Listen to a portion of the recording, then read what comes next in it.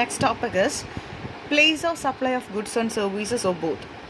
So next topic is place of supply of goods or services or both. The place of supply of goods other than import and export shall be determined as under.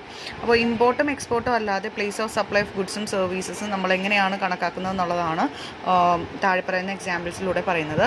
There is where a supply involves movement of goods whether by a supplier or recipient or by any other person. The place of supply of such goods shall be location of goods at the time at which the movement of goods terminates to the delivery of recipient. അപ്പോൾ supply നടത്തുമ്പോൾ movement of goods involve ആണെങ്കിൽ ഒരു സപ്ലയറിലോ അല്ലെങ്കിൽ അതിൻ്റെ റെസിപ്പിയൻറ്റോ അല്ലെങ്കിൽ ഏതെങ്കിലും പേഴ്സണോ place of supply എന്ന് പറയുന്നത് ആ ഗുഡ്സിൻ്റെ ലൊക്കേഷൻ മൂവ്മെൻറ്റ് ടെർമിനേറ്റ് ചെയ്യുമ്പോൾ അല്ലെങ്കിൽ മൂവ്മെൻറ്റ് അവസാനിക്കുന്ന സമയത്ത് അതെവിടെയാണോ എത്തിച്ചേരുന്നത് അതായിരിക്കും അതിൻ്റെ പ്ലേസ് ഓഫ് സപ്ലൈ ആയിട്ട് നമ്മൾ എടുക്കുന്നത്. ഡെലിവറി ഓഫ് റെസിപ്പിയൻറ്റ്, ഇപ്പോൾ റെസിപ്പിയൻറ്റിലേക്കാണ് ഡെലിവറി ചെയ്തതെങ്കിൽ അതായിരിക്കും പ്ലേസ് ഓഫ് സപ്ലൈ ആയിട്ട് എടുക്കുന്നത്. ഇവിടെ എക്സാമ്പിൾ പറയുന്നുണ്ട്, 1000 bags of sugar are supplied by the sugar mill in Chennai to wholesaler in Ernakulam. The sugar bags are sent by the mill to Ernakulam. The place of supply is Ernakulam since the movement of goods terminates in the here. So 1000 bags of sugar മില്ലിൽ നിന്ന് ചെന്നൈയിൽ നിന്ന് ഒരു wholesaler എറണാകുളത്തേക്ക് എത്തിക്കുന്നുണ്ട്. ഈ sugar send ചെയ്യുന്ന mill വഴിയാണ് സെൻഡ് ചെയ്യുന്നത് എറണാകുളത്തിലേക്ക്. അപ്പോൾ പ്ലേസ് ഓഫ് സപ്ലൈ എന്ന് പറയുന്നത് എറണാകുളമാണ്. കാരണം ചെന്നൈയിൽ നിന്ന് എറണാകുളത്തേക്കാണ് എത്തിച്ചിരിക്കുന്നത്. അപ്പോൾ എവിടെയാണോ റെസിപ്പിയൻറ്റ് അല്ലെങ്കിൽ എവിടെയാണോ ഇത് എത്തിച്ചേരുന്നത് ആ സ്ഥലമാണ് നമ്മൾ പ്ലേസ് ഓഫ് സപ്ലൈ ആയിട്ട് എടുക്കുന്നത്. അപ്പോൾ ഈ സമയത്ത് നമ്മൾ എടുക്കുന്നത് പ്ലേസ് ഓഫ് സപ്ലൈ എന്ന് പറയുന്നത് എറണാകുളമാണ്. So next is where the goods are delivered by the supplier to recipient or by any other person to the direction of the third person, agent or otherwise, before or during the movement of goods, either by way of transferation of documents of the title to the goods or otherwise, it shall be deemed that the said third person has received the goods. The place of supply shall be principal place of business of the such person. So goods നമ്മൾ deliver ചെയ്യുമ്പോൾ supplier recipient deliver ചെയ്യുന്നു, അല്ലെങ്കിൽ മറ്റേതെങ്കിലും പേഴ്സണിന് third പേഴ്സണോ ഏജൻറ്റോ മറ്റാർക്കെങ്കിലും റെസിപ്പിയൻ്റെ നിർദ്ദേശപ്രകാരം നമ്മൾ ഒന്നില്ലെങ്കിൽ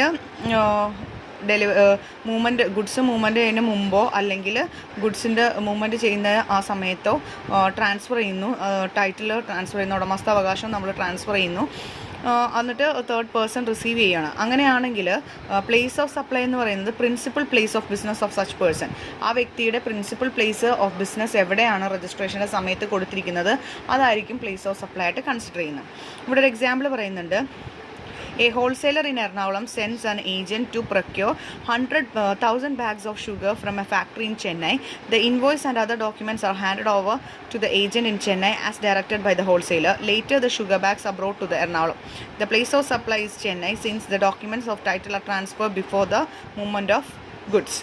അപ്പോൾ ഒരു ഹോൾസെയിലർ എറണാകുളത്തുള്ള ഒരു ഹോൾസെയിലർ അദ്ദേഹത്തിന് ഏജൻറ്റിന് 1000 bags ഓഫ് ഷുഗർ ഫാക്ടറിയിൽ നിന്ന്, ചെന്നൈയിലുള്ളൊരു ഷുഗർ ഫാക്ടറിയിൽ നിന്ന് വാങ്ങാൻ വേണ്ടി വിടുകയാണ്. അപ്പോൾ ആ വിടുന്ന സമയത്ത് ഇൻവോയ്സും അതർ ഡോക്യുമെൻറ്റ്സും ഹാൻഡ് ഓവർ ചെയ്യുന്ന സമയത്ത് ഏജൻറ്റ് ചെന്നൈയിൽ വെച്ച് തന്നെ ഹോൾസെയിലർ ഇത്തരത്തിൽ അവർ ട്രാൻസ്ഫർ ചെയ്യുന്നുണ്ട്. ടൈറ്റിൽ ഓഫ് ഡോക്യുമെൻറ്റ്സ്, ഉടമസ്ഥാവകാശം അവിടെ ചെന്നൈയിൽ വെച്ച് തന്നെ ട്രാൻസ്ഫർ ചെയ്യുന്നുണ്ട്. അതിനുശേഷമാണ് എറണാകുളത്തേക്ക് ഈ ഗുഡ്സ് എത്തുന്നത്. അപ്പോൾ നമ്മളിവിടെ പ്ലേസ് ഓഫ് സപ്ലൈ ചെന്നൈ ആയിട്ട് എടുക്കുന്നത് കാരണം ട്രാൻസ്ഫർ ഓഫ് ടൈറ്റിൽ, ഉടമസ്ഥാവകാശം ട്രാൻസ്ഫർ ചെയ്തിരിക്കുന്നത് ചെന്നൈയിൽ വെച്ചാണ്, അതുകൊണ്ടാണ്. ഇനി അടുത്തൊരു example, X in Lucknow that is UP buys goods from Y in Mumbai that is Maharashtra. The buyer requests the seller to send the goods to Nagpur. In this case, it is assumed that the buyer in Lucknow has received the goods and hence IGST will be charged. The place of supply is Lucknow. അപ്പോൾ X എന്ന് പറയുന്ന ഒരു വ്യക്തി ലക്നൗവിലാണുള്ളത്. അദ്ദേഹം goods മുംബൈയിലുള്ള വൈയുടെ കയ്യിൽ നിന്ന് വാങ്ങുന്നു. അപ്പോൾ ബയറിൻ്റെ നിർദ്ദേശപ്രകാരം, അതായത് എക്സിൻ്റെ നിർദ്ദേശപ്രകാരം ഈ ഗുഡ്സ് നാഗ്പൂരിലേക്കാണ് സെൻഡ് ചെയ്യുന്നത്, മഹാരാഷ്ട്രയിലേക്ക് തന്നെ. അപ്പോൾ ഈ കേസിൽ എങ്ങനെയാണ് പ്ലേസ് ഓഫ് സപ്ലൈ കണക്കാക്കുന്നത് എന്നുള്ളതാണ്. അപ്പോൾ ഇവിടെ ഗുഡ്സ് റിസീവ് ചെയ്യുന്നത് അല്ലെങ്കിൽ ബൈ ചെയ്യുന്നത് ആരാണ്? എക്സ് ആണ്. എക്സിൻ്റെ പ്ലേസ് എവിടെയാണ്? അദ്ദേഹത്തിൻ്റെ പ്ലേസ് ലക്നൗ ആണ്. അതുകൊണ്ട് തന്നെ മുംബൈയിൽ നിന്ന് ലക്നൗവിലേക്ക് സെൻഡ് ചെയ്തു, IGST ആണ് അവിടെ ചാർജ് ചെയ്യുന്നത്. അതുകൊണ്ട് തന്നെ പ്ലേസ് ഓഫ് സപ്ലൈ ലക്നൗ ആയിട്ട് നമ്മൾ എടുക്കുന്നു. Next is where the supply does not involve movement of goods. ഇവിടെ സപ്ലൈയിൽ മൂവ്മെൻറ്റ് ഓഫ് ഗുഡ്സ് ഒന്നും തന്നെ ഇല്ല എങ്കിൽ supplier or the recipient or place of supply shall be location on such goods at the time of delivery of recipient. അപ്പോൾ movement of goods ഒന്നുമില്ല, സപ്ലയറിൻ്റെയോ റെസിപ്പിയൻറ്റിൻ്റെയോ place of supply എവിടെയാണോ അല്ലെങ്കിൽ ലൊക്കേഷൻ ഓഫ് ഗുഡ്സ് എവിടെയാണെന്ന് നമ്മൾ ആ ടൈം ഓഫ് ഡെലിവറി റെസിപ്പിയൻ്റെ പ്ലേസ് അല്ലെങ്കിൽ ഗുഡ്സിൻ്റെ location എവിടെയാണ് ആ ഡെലിവറി നടത്തുന്ന സമയത്ത് അതായിരിക്കും നമ്മൾ പ്ലേസ് ഓഫ് സപ്ലൈ ആയിട്ട് എടുക്കുന്നത്. Example, mister A purchased a printing press in Ernakulam. The location of supply shall be location of the plant of the time of the delivery. അപ്പോൾ മിസ്റ്റർ എ ഒരു printing press എറണാകുളത്തുള്ള ഒരു printing press വാങ്ങുകയാണ്. അപ്പോൾ ആ printing press നിലകൊള്ളുന്നത് എറണാകുളത്താണ്. അപ്പോൾ place of supply എന്ന് പറയുന്നത് എറണാകുളം ആയിരിക്കും. ആ പ്ലാന്റ് അല്ലെങ്കിൽ മെഷീനറി അവിടെ ഡെലിവറി ചെയ്യുന്ന സമയത്ത് എവിടെയാണോ അത് തന്നെയാണ് നമ്മൾ എന്തായിട്ട് എടുക്കുന്നത്, പ്ലേസ് ഓഫ് സപ്ലൈ ആയിട്ട് എടുക്കുന്നത്. Next is where the goods are assembled or installed at the site. The place of supply shall be the place of such installation or assembly. ഇനിയിപ്പോൾ ചില അവസ്ഥയിൽ നമ്മൾ ഗുഡ്സ് അസംബിൾ ചെയ്യുകയോ അല്ലെങ്കിൽ ഇൻസ്റ്റാൾ ചെയ്യുകയോ ചെയ്യാറുണ്ട് സൈറ്റിൽ കൊണ്ടുവന്നിട്ട്. അതായത് പല പല പാർട്സ് ആയിട്ട് വാങ്ങിച്ചിട്ട് സൈറ്റിൽ കൊണ്ടുവന്ന് ഒരുമിച്ച് ചേർത്ത് ഒരു ഗുഡ്സായിട്ട് മാറ്റുകയാണ്. ആ സമയത്ത് എവിടെ വെച്ചാണോ ഇൻസ്റ്റാളേഷൻ അല്ലെങ്കിൽ അസംബ്ലിങ് നടത്തുന്നത് അതാണ് പ്ലേസ് ഓഫ് സപ്ലൈ ആയിട്ട് നമ്മൾ കൺസിഡർ ചെയ്യേണ്ടത്. ഇവിടെ ഒരു എക്സാമ്പിൾ പറയുന്നുണ്ട്.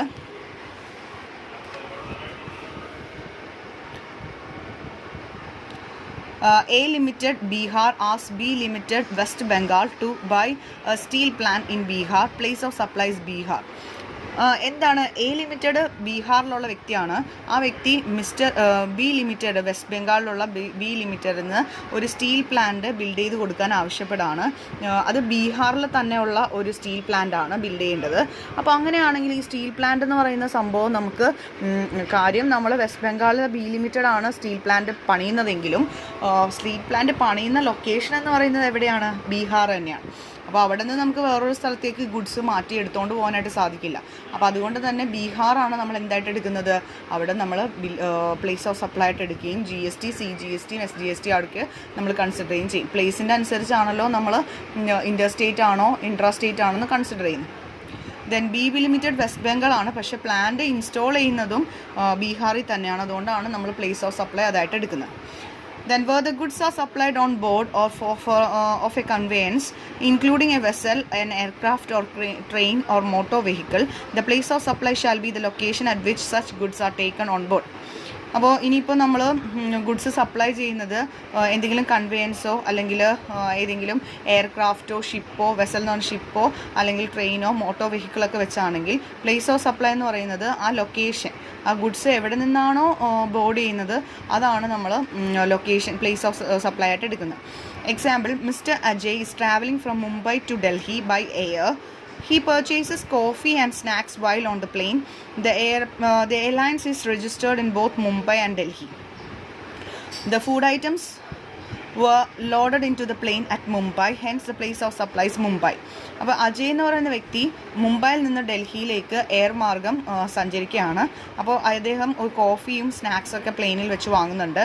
അപ്പോൾ എയർലൈനെ സംബന്ധിച്ചിടത്തോളം എയർലൈൻ മുംബൈയിലും അതുപോലെ ഡൽഹിയിലും രജിസ്ട്രേഷൻ ഉള്ളതാണ്. പക്ഷേ ഈ ഫുഡ് ഐറ്റംസ് പ്ലെയിനിലേക്ക് ലോഡ് ചെയ്യുന്നത് മുംബൈയിൽ നിന്നാണ്. അപ്പോൾ അതുകൊണ്ട് തന്നെ ഫുഡ് ഐറ്റംസ് ആണ് അദ്ദേഹം പ്ലെയിനിൽ വെച്ച് കൺസ്യൂം ചെയ്തത്. അപ്പോൾ അതിൻ്റെ GST എന്ന് പറയുന്നത് നമ്മൾ പ്ലേസ് കണക്കാക്കുമ്പോൾ മുംബൈ ആണ് എടുക്കേണ്ടത്. കാരണം ലോഡ് ചെയ്തത് മുംബൈയിൽ വെച്ചാണ്. അതുകൊണ്ട് തന്നെ അദ്ദേഹത്തിൻ്റെ പ്ലേസ് മുംബൈയിൽ നിന്ന് ട്രാവൽ ചെയ്യുന്നതാണല്ലോ. അപ്പം മുംബൈ രണ്ടും ഇൻട്രാ സ്റ്റേറ്റ് ആയതുകൊണ്ട് CGST, SGST ആണ് നമ്മൾ കൺസിഡർ ചെയ്യുന്നത്. നെക്സ്റ്റ് ഒരു എക്സാമ്പിൾ പറയുന്നുണ്ട്. Mister Ajay is travelling from Mumbai to Chennai by air on behalf of his company registered in Bangalore. The plane is in the plane he purchases lunch. The airlines is registered in Mumbai and Chennai. Food items were loaded in the plane at the Mumbai, hence the place of supply is Mumbai. അപ്പോൾ ഇവിടെ അജയ് എന്ന് പറയുന്ന വ്യക്തി travel ചെയ്യുന്നത് Mumbai to Chennai ആണ് by air. അദ്ദേഹത്തിന് കമ്പനിയുടെ ആവശ്യത്തിന് വേണ്ടിയിട്ട് ആണ് അദ്ദേഹം ട്രാവൽ ചെയ്യുന്നത്. കമ്പനി രജിസ്റ്റർ ചെയ്തിരിക്കുന്ന ബാംഗ്ലൂരാണ്, എയർലൈൻസ് രജിസ്റ്റർ ചെയ്തിരിക്കുന്നത് മുംബൈയിലും ഡൽഹിയിലാണ്. പക്ഷേ ഫുഡ് ഐറ്റംസ് ലോഡ് ചെയ്തിരിക്കുന്നത് മുംബൈയിലാണ്. അപ്പോൾ വീണ്ടും പ്ലേസ് ഓഫ് സപ്ലൈ എന്ന് പറയുന്നത്. അപ്പോൾ അദ്ദേഹം ലഞ്ച് അവിടെ പ്ലെയിനിൽ നിന്ന് എടുക്കുന്നുണ്ട്. അപ്പോൾ ഈ ഫുഡ് ഐറ്റംസ്